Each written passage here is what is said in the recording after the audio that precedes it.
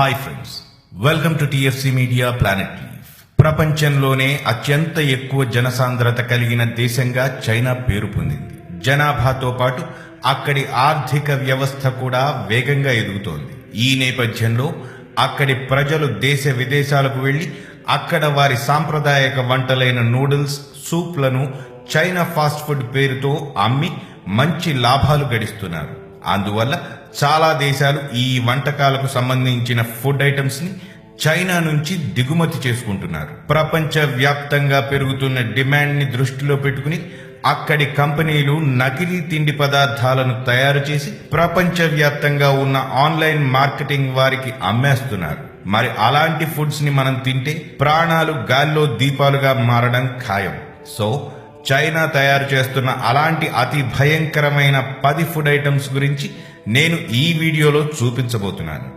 Number 10, imitation eggs. కొన్ని China websites లో ఈ ఇమిటేషన్ ఎగ్స్ ని ఎలా తయారు చేయాలి, వాటిని ఎలా అమ్మాలి అనే పద్ధతులను వివరిస్తున్నాయి. ఈ గుడ్ల తయారీకి alginic acid, potassium alum, gelatin, calcium chloride, water and artificial colour ని వాడతారు. గుడ్డు పైన ఉండే పెంకు తయారీకి కాల్షియం కార్బోనేట్ ని వాడతారు. ఈ ఎగ్ ని మనం తింటే మతిమరుపు, లివర్ ప్రాబ్లమ్స్ వచ్చే అవకాశం చాలా ఎక్కువట. Number 9, walnuts stuffed with cement. 2012లో చైనాలోని జెంగ్జౌ సిటీలో ఒక వ్యక్తి ఒక ప్యాకెట్ వాల్నట్స్ ని కొనుక్కుని వాటిని పగలగొట్టి చూడగా వాటిలో సిమెంట్ తో చేసిన రాళ్లు ఉన్నాయట. ఆ రాళ్లకు చిన్న కాగితం కూడా చుట్టారట. ఇలా చేయడం వల్ల అవి శబ్దం రాకుండా ఆ వాల్నట్ యొక్క బరువు పెంచుతాయి. ఈ విధమైన చీటింగ్ వల్ల చైనా కంపెనీలు లాభాలు గడిస్తుంటే కన్స్యూమర్లు నష్టపోతున్నారు. Number 8, making beef out of pork. చైనాలో బీఫ్ కంటే పంది మాంసం చాలా చౌక.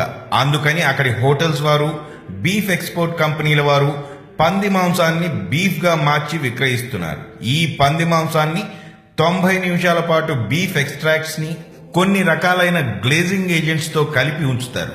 ఈ విధంగా చేయడం వల్ల పంది మాంసం చూడడానికి బీఫ్ లా తయారవుతుంది. ఈ మాంసాన్ని తినడం వల్ల ఉదర సంబంధిత వ్యాధులు వచ్చే అవకాశం చాలా ఎక్కువగా ఉందని డాక్టర్లు చెబుతున్నారు. Number 7, fake green peas. 2005లో చైనాలోని హ్యూమన్ ప్రావిన్స్ లో ఈ ఫేక్ గ్రీన్ పీస్ ని కనుగొన్నారు. అక్కడ ఉన్న లోకల్ కంపెనీల వారు వీటిని సోయా బీన్స్ ని, కొన్ని రకాల గింజల్ని సోడియం మెటాబైసల్ఫైడ్ తో కలిపి వాటికి గ్రీన్ డై వేస్తారు. ఇలా చేయడం వల్ల అతి తక్కువ ఖర్చుతో ఎక్కువ గ్రీన్ పీస్ ను తయారు చేస్తారు. ఈ పీస్ ని అక్కడ ఉన్న లోకల్ కంపెనీల నుంచి ఇంటర్నేషనల్ మార్క్ కలిగిన ఫుడ్ ప్రొడక్ట్స్ వారు కొనుక్కుని ఆన్లైన్ వెబ్సైట్ల ద్వారా విక్రయాలు జరుపుతున్నారు. వీటిని తినడం వల్ల బాడీలో ఉన్న కాల్షియం ని తగ్గించడమే కాకుండా క్యాన్సర్ కి కూడా దారి తీసే అవకాశం చాలా ఎక్కువగా ఉందట. Number 6, baby formula.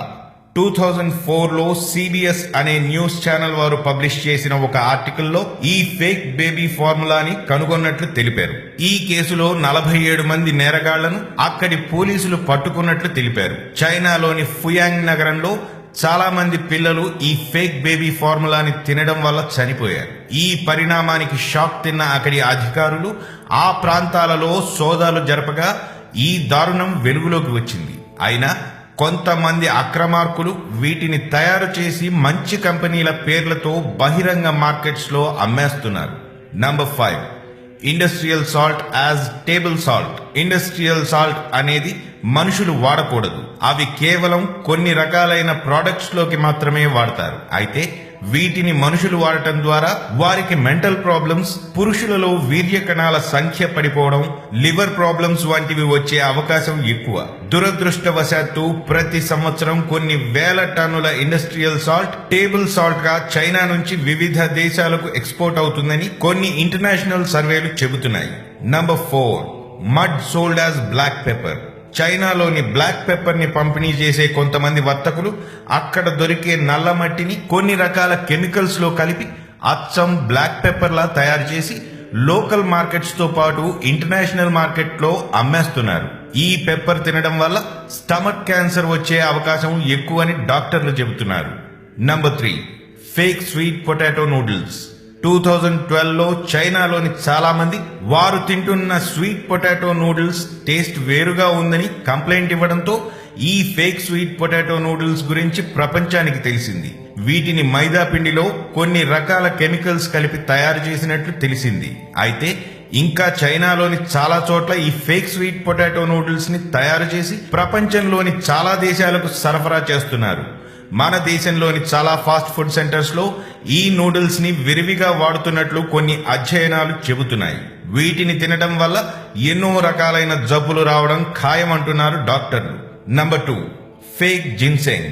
జిన్సెంగ్ అనే ఈ వేర్లను చైనా వారు వివిధ రకాల మందులలో 3000 సంవత్సరాలుగా ఉపయోగిస్తున్నారు. ఈ వేర్ల ద్వారా ఎన్నో రకాల జబ్బులు నయం చేయవచ్చు.